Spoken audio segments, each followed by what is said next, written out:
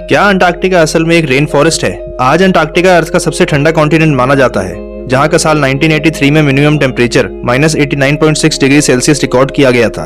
लेकिन क्या आप जानते हैं कि लगभग 90 मिलियन साल पहले अंटार्कटिका इटली की तरह वार्म और प्लेजेंट था और अंटार्कटिका पूरा का पूरा ग्रीनरी से घिरा हुआ था। एक ब्राजीलियन रिसर्च टीम ने अनाउंस किया था कि उन लोगों ने अंटार्कटिका में 75 मिलियन साल पुराने कोयले के टुकड़े ढूंढ निकाले हैं, जो इस बात का सबूत है कि अंटार्कटिका में जंगल की आग यानी वाइल्ड फायर बहुत कॉमन थी। आज भी साइंटिस्ट ये सोचते हैं कि क्या हिस्ट्री अपने आप को फिर से रिपीट करेगी अंटार्कटिका के जंगलों को वापस लाने में। लेकिन वहाँ की बर्फ पिघलना अर्थ के लिए अच्छा होगा या बुरा, इस पे आप लोगों का क्या कहना है? कमेंट करके जरूर बताइएगा।